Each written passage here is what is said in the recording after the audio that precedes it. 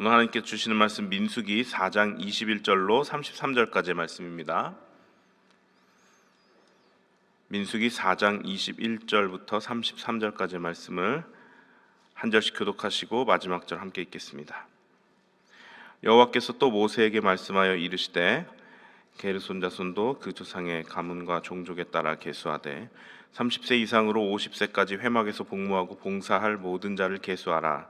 게르손 종족의 할 일과 맬 것은 이러하니 곧 그들이 성막의 휘장들과 회막과 그 덮개와 그 위에 해달의 가죽 덮개와 회막 휘장문을 매며 뜰의 휘장과 성막과 제단 사방에 있는 뜰의 휘장문과 그 줄들과 그것에 사용하는 모든 기구를 매며 이 모든 것을 이렇게 맡아 처리할 것이라.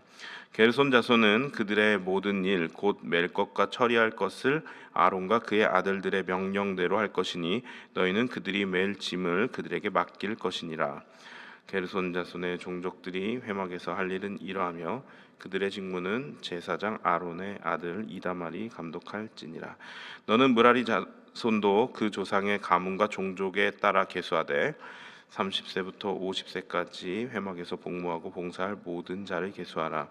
그들이 직무를 따라 회막에서 할 모든 일 곧 그 맬 것은 이러하니 곧 장막의 널판들과 그 띠들과 그 기둥들과 그 받침들과 뜰 둘레의 기둥들과 그 받침들과 그 말뚝들과 그 줄들과 그 모든 기구들과 그것에 쓰는 모든 것이라. 너희는 그들이 맡아 맬 모든 기구의 품목을 지정하라. 함께 읽습니다. 이는 제사장 아론의 아들 이다말의 수하에 있을 므라리 자손의 종족들이 그 모든 직무대로 회막에서 행할 일이니라. 아멘. 우리가 지금 묵상하고 있는 민수기 1장부터 10장 정도까지는 하나님의 명령에 따라 인구조사와 함께 이 가나안 땅에 들어갈 조직과 진을 배치하고 전쟁 대열로 정렬하는 그런 내용이 나옵니다. 지금 우리가 이제 그 부분을 지나고 있는데요.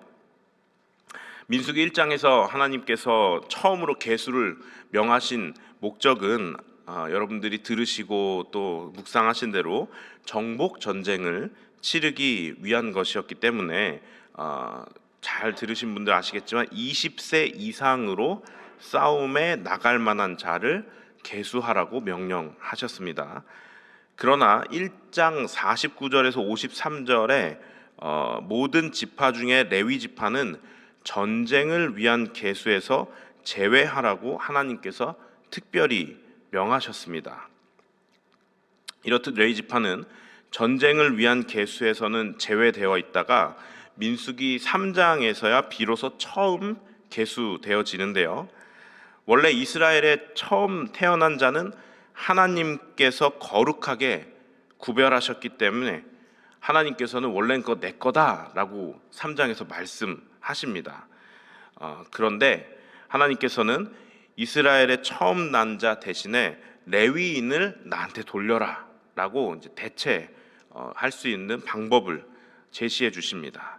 그리고 또 모든 처음 태어난 가축 대신에도 레위인의 가축을 하나님께 돌려라라고 이렇게 명령을 하십니다. 즉 레위 지파는 하나님께서 거룩하게 구별하신 내 거야라고 구별하신 특별한 지파였습니다. 그래서 전쟁에 계수되지 않았습니다. 따로 계수된 것은 바로 오늘 이렇게 본문에 살펴본 것처럼 이 회막을 섬기는 일에만 계수가 되었습니다. 이것이 중요합니다.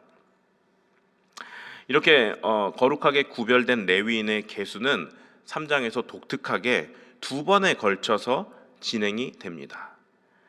민수기 3장에서 처음에는 1개월 이상 된 남자를 계수하라라고 말씀을 하셨고, 민수기 4장에서는 그 계수된 자들 중에 30세 이상으로 50세까지 회막의 일을 하기 위해 그 역사에 참가할 만한 자를 계수하라라고 이렇게 두 번에 걸쳐서 계수를 명하십니다.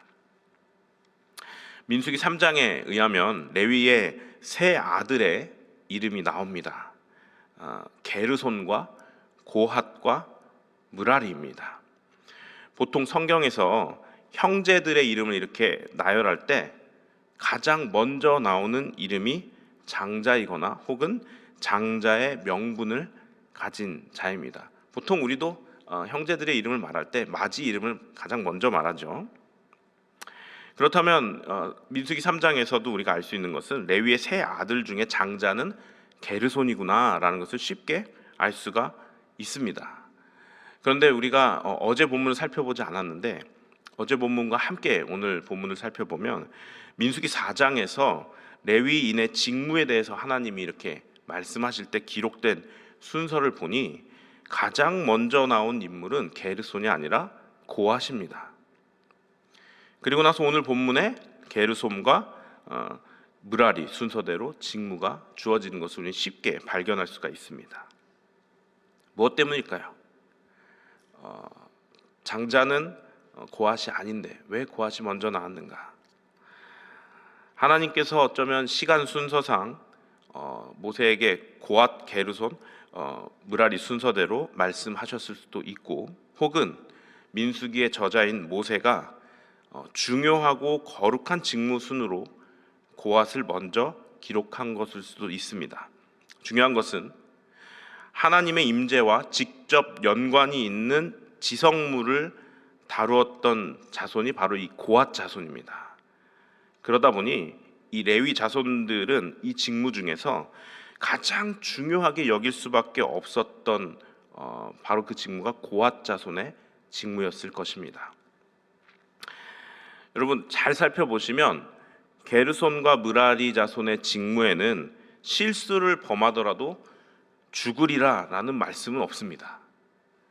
그런데 고핫 자손의 직무에는 4장 15절 오늘 본문 그리고 20절에 성물을 만지면 죽으리라, 성소를 보면 죽으리라 라고 두 번에 걸쳐 아주 엄중한 경고가 있습니다. 직무에 대해서요. 직무를 수행할 때 너희들이 주의할 것이 있는데 이것을 지키지 않으면 죽을 것이다 라고 굉장히 엄중한 경고가 내려집니다. 여러분 어떻게 생각하십니까? 고핫 자손은 목숨을 걸고 자신의 직무를 행해야 됐던 사람들입니다. 다른 형제들의 자손들과는 다르게 이 고핫 자손만큼은 하나님께서 지키신 명령을 준행할 때 자기의 목숨을 걸고 일을 해야 했던 사람들입니다. 어떻겠습니까? 고핫 자손들이 직무를 수행할 때의 마음과 게르손 그리고 므라리 자손들이 직무를 수행할 때의 마음이 다를 수밖에 없지 않았을까요? 목숨이 걸려있는 문제였기 때문입니다. 어쩌면 하나님의 지성물을 관리하는 영광스러운 직무라고 생각할 수도 있겠죠. 그러나 여러분 고핫 자손은 그 직무에 본인들이 자원한 것이 아닙니다. 하나님의 명령으로 받게 되었고 그들에게는 선택권이 없었습니다. 그런데 자신들에게 주어진 일은 목숨을 걸고 해야 하는 일이 주어진 것이죠. 그에 비해 게르손과 므라리 자손들은 하나님의 명령으로 자신의 직무를 받게 되었지만 고핫 자손들만큼의 그 부담감을 가지고 직무를 수행하지는 않았을 것입니다. 왜일까요? 목숨이 걸려있지는 않으니까요. 여러분 레위 자손 직무 중에 이 경중 뭐가 더 중요하냐 아니냐 이걸 나누자는 게 지금 아닙니다. 그들의 선택과는 상관없이 그들에게 주어진 직무에 따라 그들의 삶의 태도와 방식이 달라질 수밖에 없었을 것이다 라는 것을 말하고 싶은 것입니다. 여러분 우리들도 교회 안에서의 직무와 섬김은 사실 우리들이 보통 자원해서 이렇게 섬기게 되지만 그 자원하는 섬김 가운데 이 거부할 수 없는 그 하나님의 이끌림에 이끌려 지금 그 자리에 계신 분들도 아마 계실 것입니다. 고핫 자손은 자신들이 자원한 것이 아니지만 맡겨진 임무를 수행하기 위해 목숨을 걸어야 했죠. 그들이 게르손이나 므라리 자손들의 직무를 볼 때에 어쩌면 목숨을 걸지 않아도 되는 그 모습이 부러웠을 수도 있을 것입니다. 왜냐하면 이 고핫 자손들은 자신들이 일하는 데 있어서 항상 경계를 하고 항상 그것을 생각해야 했고 실수하면 죽는다라는 그 부담감이 있었기 때문이죠. 그러나 그 부담감이 없이 섬기는 다른 자손들을 볼 때에 그래도 마음은 조금 편하지 않을까라는 그 어떤 마음들 있지 않았겠습니까? 인간적인 마음들이. 목숨을 건 직무를 또 수행한다고 그에 따른 특별한 보상이 주어지는 것도 아닙니다. 고앗 자손이 어떠한 이유로 이 일에 선택되어졌냐는 것은 성경에 나와 있지 않습니다. 고앗 자손들도 자신들이 왜 이 직무를 수행해야 했는지는 알지 못하였고 그저 하나님께서 명령하셨기 때문에 목숨을 걸고 직무를 수행해야 했을 것입니다. 우리들이 교회 안에 섬김의 자리에 있을 때에 너무 힘들면 그리고 부담이 크면 하나님이 왜 나를 이 자리에 두셨나? 라고 쉽게 질문하기도 합니다. 그렇죠? 그만큼 어렵고 힘든 시간을 만날 때가 있다는 것이죠. 섬김 가운데서도 부담스럽고요. 그런 시간을 지나셨거나 혹은 지금 지나고 계시거나 또는 앞으로 그 시간들을 만날 분들에게 저는 조심스럽게 이 고앗 자손을 소개시켜 드리고 싶습니다. 하나님, 왜 저를 여기에 보내셨나요? 라는 질문에 여러분 그 답이 돌아올 가능성은 제가 짧은 인생을 살아봤지만 거의 없습니다. 그런 질문에 왜라는 질문의 그 이유에 대한 답은 잘 응답이 오지 않더라고요. 그러니 그 왜라는 질문은 그치고 고앗 자손을 묵상해 보시기 바랍니다. 그저 위로부터 주어진 직무에 목숨을 걸 수밖에 없었던 그들은 왜라는 질문을 하지 않았습니다. 하나님을 그저 경외함으로 그 직무를 감당해야 했고 또한 그렇게 감당해 나갔죠. 지금 섬김의 자리에서 혹은 여러분들 가정이나 일터에 그 자리가 너무 부담스럽고 어렵고 힘들어서 하나님 내가 왜 지금 이런 일들을 당해야 되나요? 라고 말하는 분들이 계시다면 일단 고앗 자손처럼 그저 직무를 수행하며 내가 해야 할 일을 하며 앞으로 나아가시기 바랍니다. 어쩌면 그 마음의 부담과 어려움을 안고서도 그 일을 해 나가야 하는 것이 하나님께서 고앗 자손에게 목숨을 건 직무를 맡기신 것 같이 우리에게 지금 맡겨진 직무일지도 모르기 때문입니다. 만약 그것이 하나님께서 명령하신 직무가 아니라면 아마도 하나님께서는 다른 길을 내서 우리에게 그것을 피하게 하실 것입니다. 그렇지만 그렇지 않다면 어쩌면 지금 우리에게 주어진 것은 고앗 자손의 일같이 부담스럽지만 우리가 하나님 앞에서 행해야 하는, 우리가 돌파해 나가고 이겨야 하는, 그리고 그 자리를 묵묵히 지켜야 하는 어쩌면 그런 일일 수도 있겠습니다. 또한 게르손과 므라리 같이 그런 자손들처럼 목숨을 걸 만큼 부담스러운 직무를 맡고 있지 않더라도 그 직무 또한 교회와 그리고 여러분의 가정과 일터에는 반드시 필요한 섬김일 것입니다. 그래서 그런 분들은 또한 즐거움으로 섬길 수 있는 것에 감사하며 섬기시기를 바랍니다. 말씀을 마치려고 합니다. 부담 가는 일을 맡고 있건 부담스럽지 않은 일을 맡고 있건 이 레위 자손, 이 세 레위 자손들에게 주어진 직무는 하나님의 명령이었고 반드시 행해야 할 일이었으며 모두 다 중요한 일이었습니다. 여기에서 중요한 것은 우리들의 마음이 어떠한가, 부담스러운가, 어려운가, 힘든가, 편한가가 아닙니다.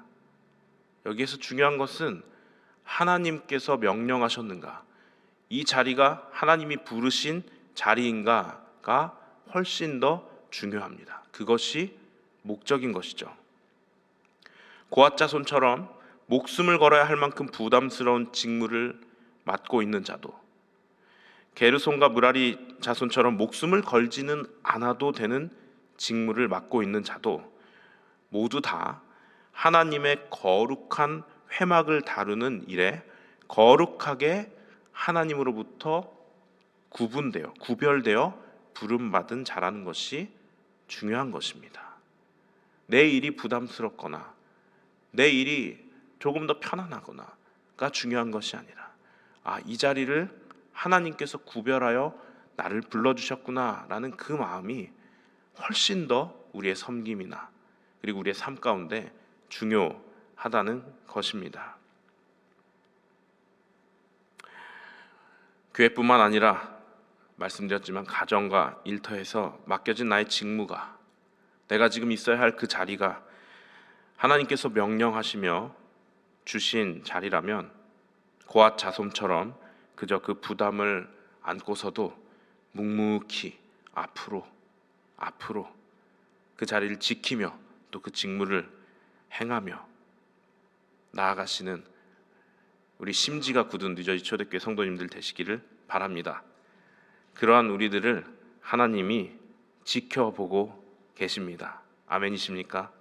기도하겠습니다.